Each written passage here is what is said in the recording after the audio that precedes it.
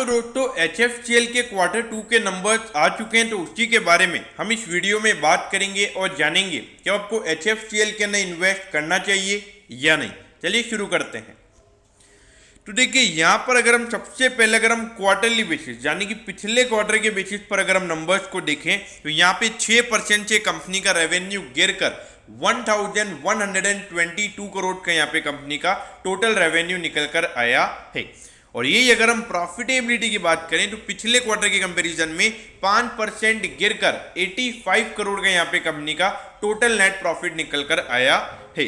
तो अगर आप देखोगे क्वार्टरली बेसिस के जो नंबर्स हैं वो यहाँ पर हमें डिसअपॉइंट कर रहे हैं। और आपको पता होगा कि जो जुलाई से सितंबर वाला क्वार्टर था वो एक नॉर्मल क्वार्टर था, यहाँ पे हमने कोई अनसर्टेनिटी नहीं देखी है। तो यहाँ पर अगर कंपनी के रेवेन्यू के नंबर्स गिर रहे हैं तो ये थोड़े से कंसर्न वाली बात है।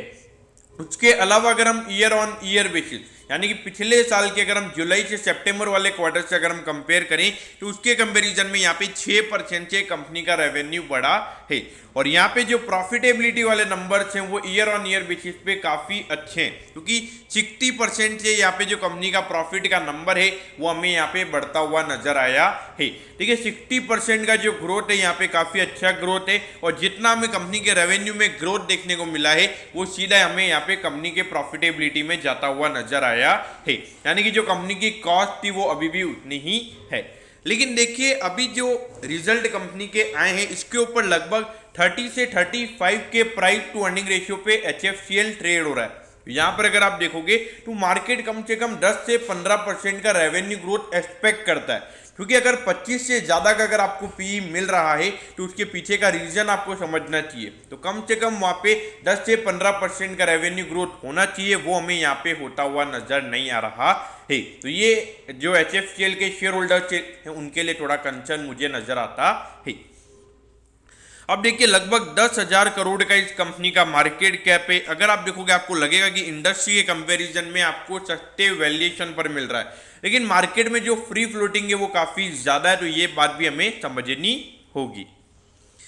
अब देखिए पिछले अगर हम देखें तो 1920 वाले फाइनेंशियल ईयर में कंपनी के रेवेन्यू के नंबर्स गिरे थे, लेकिन जो 2021 में जो हमें डिमांड राइज होती हुई नजर आई है केबल्स वगैरह ब्रॉडबैंड वगैरह की, तो उसकी वजह से 2021 वाला फाइनेंशियल ईयर कंपनी के लिए काफ़ी अच्छा रहा है। और प्रॉफिटेबिलिटी पॉइंट ऑफ व्यू से अगर हम बात करें तो ज़्यादा ग्रोथ हमें देखने को नहीं मिला है। तो ये दिखाता है कि जो कंपनी के मार्जिन परसेंटेज है वो अभी तक इतने अच्छे से इंप्रूव नहीं हुए हैं। मार्जिन परसेंटेज पे भी आपको यहाँ पे फोकस करना चाहिए। देखिए लगभग 1100 करोड़ का कंपनी का रेवेन्यू है, उसका 10% भी अगर हम देखें तो 110 करोड़ होता है। तो यानी कि 10% यानी कि अराउंड 8% का जो नेट प्रॉफिट मार्जिन परसेंटेज है वो कंपनी का है। तो कम से कम यहाँ पे 10 से 15% का नेट प्रॉफिट मार्जिन परसेंटेज भी कंपनी का होना चाहिए। अब देखिए 78 पे ये स्टॉक अभी ट्रेड हो रहा है और 95 का इसका ऑल टाइम हाई है। तो यानी कि अराउंड अगर हम देखें तो 20% का करेक्शन ऑलरेडी स्टॉक में आ चुका है।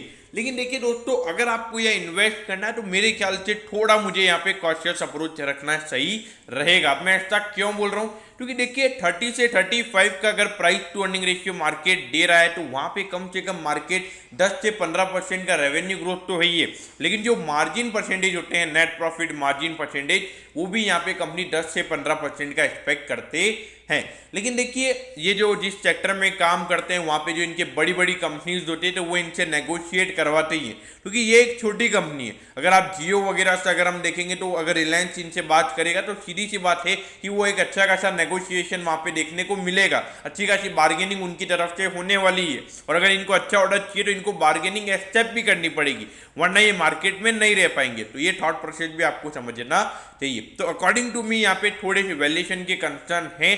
कम से कम यहाँ पे अगर ये स्टॉक यहाँ से 10 से 15% करेक्ट करता है तो मेरे ख्याल से आप यहाँ पे इन्वेस्ट करने का सोच सकते हैं। बाकी कंपनी पॉइंट ऑफ व्यू से काफी अच्छी कंपनी है। Long term point of view से भी यहाँ पे अगर हम देखें जो डिमांड हमें राइज होती हुई नजर आ रही है लगातार, तो मेरे ख्याल से long term point of view से मुझे कोई इश्यू नजर नहीं आते हैं। हाँ, शॉर्ट टर्म में थोड़े यहाँ पे प्रॉफिट बुकिंग वगैरह हो सकती है, क्योंकि नंबर्स अगर हम देखें खास करके क्वार्टरली बेसिस के तो वो थोड़े डिसअपॉइंट करते हैं। तो दोस्तों मैं होप करता हूँ कि HFCL के क्वार्टरली नंबर्स के बारे में आपको सब कुछ पता चल गया होगा। अगर आपकी कोई भी क्वेरीज है तो आप कमेंट कीजिए, मैं जरूर आपके कमेंट पर रिप्लाई करूंगा। ओके दोस्तों, thank you, have a nice day.